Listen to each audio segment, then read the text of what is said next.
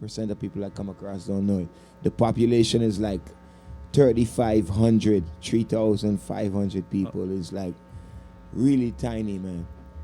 It's really close to St. Martin, and that's where I grew up. That's where my grandparents live. That's where my dad's from. My mom is Dutch.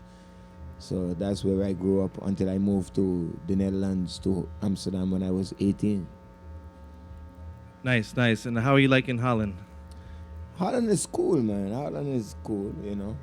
For somebody who smoke herb like me, I guess after Cali, Holland is probably the best place to be. After Humboldt County. Yeah. Nice, Definitely. nice. What's your favorite flavor so far? To tell you the honest truth, I ain't even read like what I had, you know. I was so shocked that they had like a herb tent.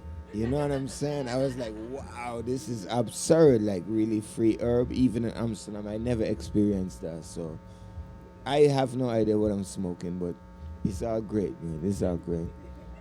Yeah, based on that, what's the herb scene actually like in Holland? What would you say about I it? guess the same as what you usually know, you know. Nothing much ain't changed. I know people ask me questions sometimes about, because they heard like stuff change about tourism and for foreigners, but it's nothing like that. For some cities on the border that's like close to Belgium and Germany, they try to restrict it a bit because they don't want people crossing the border and, you know, exporting stuff. But that's it. If you're in Amsterdam or the big cities, like you don't notice any difference. It's the same stuff. So it's cool. You have your cafes where you could go in and buy your herb and smoke and have your coffee. You don't have the abundance of weed like here, to be honest. You know what I'm saying? Other diversity. Yeah. You have options over there too, but okay, I mean, obviously, Humboldt, this is really some different stuff over here, man, no doubt.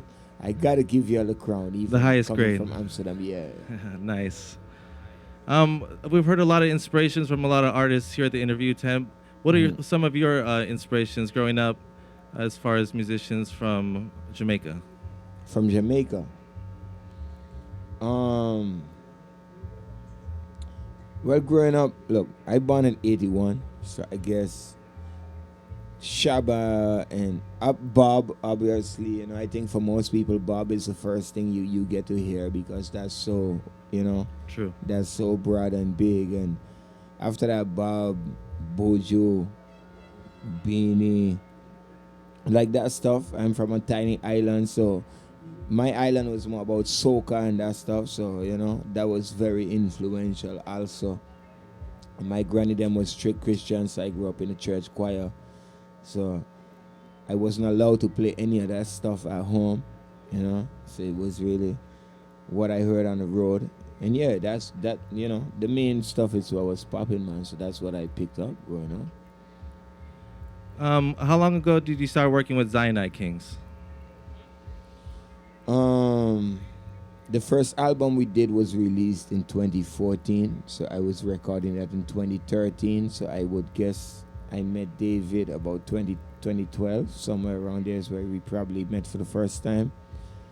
And yeah, just like different people I meet, you know, I think it was online, and he sent me a rhythm that was really crazy, and then I got to research more and find out what he was about and who he worked with, and you hear the music, and, you know, for me it's always mainly about the music, and I don't really the links and the name and that kind of stuff is cool for afterwards, but first and foremost it's about what it sounds like. So he really impressed me with that, and then we just went with that. Nice.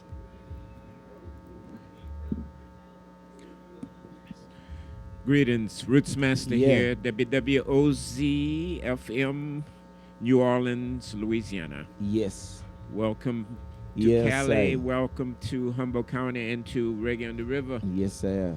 So, Mr. ZIGGI, are you in the Netherlands?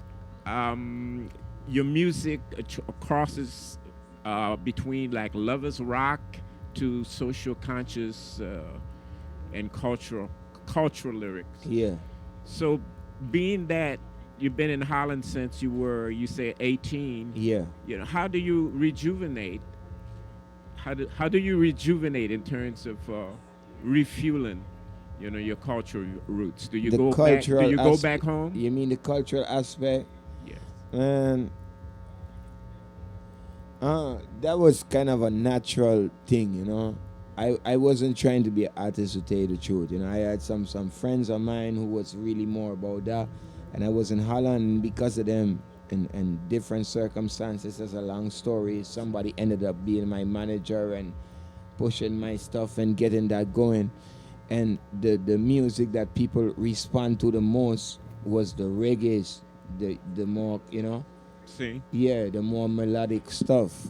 So that made me get into that. And the more I got into that, then I started to check, to really check it out. Because, like I said, when I started, it was more like I had a manager or somebody who was really pushing it, while I wasn't really messing with it seriously myself too much. It was like, okay, I was still in school back then. You know what I'm saying? Yeah. So it was not my priority. And then later, like I said, when things did start to happen, because he was doing that was the part of the music that people really picked up too.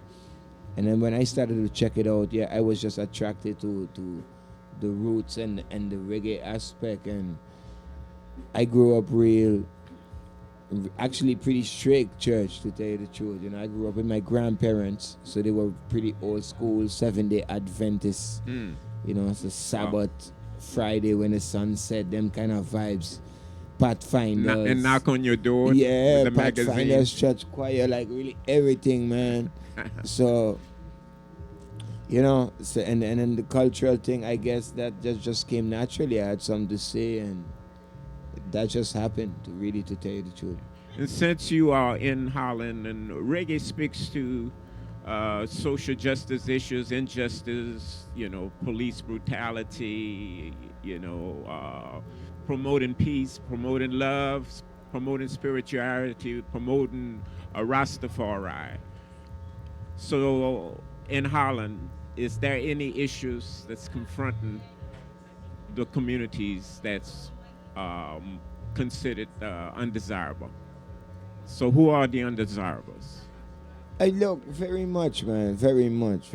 I think the image people have of Holland is pretty much that it's like a very tolerant place and everything is cool. But I think it's just like all media all over the world, just like CNN and NBC and everything you see over here. You know, when you see the reality, it's not really like that. So people who come from foreign, like I'm from the Dutch Caribbean. That's what they call it, right? Holland have some Dutch colonies. So you got a lot of people. And slavery. Exactly. So people like me who when you get like 18 and you want to do a higher level of education, we don't have that on our islands down there. So you end up having to go to Holland for that.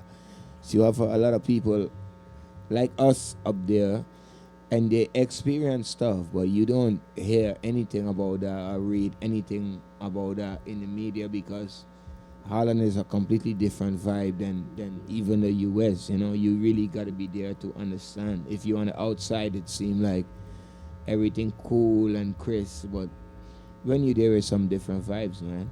How is the activism, the response to the repression? It's not so hardcore, to tell you the truth, because people ain't so united. You know what it is to me? Like, they got Holland that got different colonies, right? See? And you got really different people. You got like just, if I talk about black people, right? Holland got Suriname. Suriname is a country in South America, right? Yes. They got their own Surinamese language. Yes. Amsterdam, for example, in Holland is the city where most Suriname people are at. I am from St. Eustatius. We grew up speaking English. You have 3 Dutch islands that speak English just like most of the Caribbean. You have 3 other islands, Aruba, Curacao, and Bonaire, and they speak a language called Papiamento. You catch that? Yeah, that's something different again. So Okay. what's going on with the people in Holland now, when you turn to the black lip, they're not united, because they don't really connect with each other like that, because some of them from South America, like I said, like Suriname people, and they got their own thing and their own community. You catch what I'm saying? And then the Antillean people split up again. You got the English people who got their own community, and then the Papiamento people who got their own thing. So it's very segregated in that sense. Divide and conquer. Divide and conquer. Mm. Well, I want to bid you the best. Yeah. And when you get to New Orleans, I'd like to get you in the studio. Yeah, I would love to, man. I would love to get to New Orleans. Never been there. Would love to see it. Would love to see it. Give thanks. Respect. Just want to say, give thanks for coming to this year's Reggae on the River 2016 Ziggy. Yes, man. It was a great show. It was amazing. We got Thank the you. lovers. We got the roots. We got everything. Yes. Just want to say thank you so much. And All right. do you have any last words for the masses? Yo, just thank you to everybody who turned out to check me out, everybody who's sitting here right now, you know, checking me out after the show. Again, it was really an honor to finally be able to expose myself to American massive on a larger scale, you know what I'm saying? So I am happy to finally play a big scale festival in the US. It was really an honor. I love it. Salute. Yes, thank you. That was a fire set. Danny Crucial representing internationalreggaestation.com and the Crucial Reggae Connection. You talked about your Jamaican influences. What about when you know, as a youth at 18, moved to Holland? Yeah. What influences there helped you out, and also people that helped you along your way in your musical career? Talk about that if you can for What kind of people? well, you know, what influences was there artists, reggae artists or producers, promoters, anybody, managers that helped you out there? You know what? To tell you the truth, I when I started to do my thing, I think my biggest influence was my own brethren. I actually had some friends who was doing this from a youth.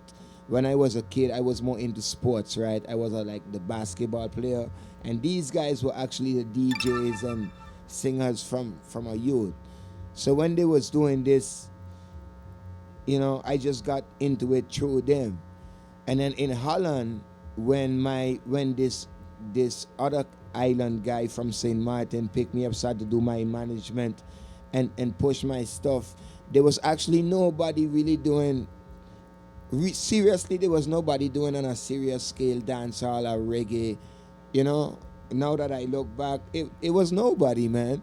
So we was like these dudes from the Caribbean, you know, these young kids, and we was messing with it, and nobody else was doing it. And then, things that, you know, we released some music, and it got into some charts on some commercial levels, even being dancehall reggae music, and that's kind of how my thing started going over there, you know. Okay, and then you said you were raised kind of in the church. You weren't allowed to play music. Who was your support system, really quickly? In your family, was there somebody that was really supportive of what you were doing, even though that wasn't the music maybe you were supposed to play in the family, in the religious community? Somebody was supportive. Well, like I said, I got into music so late. When I was young, there was nobody like supporting me musically, because I wasn't even doing that. I was in the church choir because my grandparents made me be in the church. You catch what I'm saying? Yeah, but I guess I had a natural feel because my granny was the church organist. You know, she used to lead the thing. Yeah, man. Every Saturday she was the one leading the whole thing when it comes to music. So I guess that feel was there.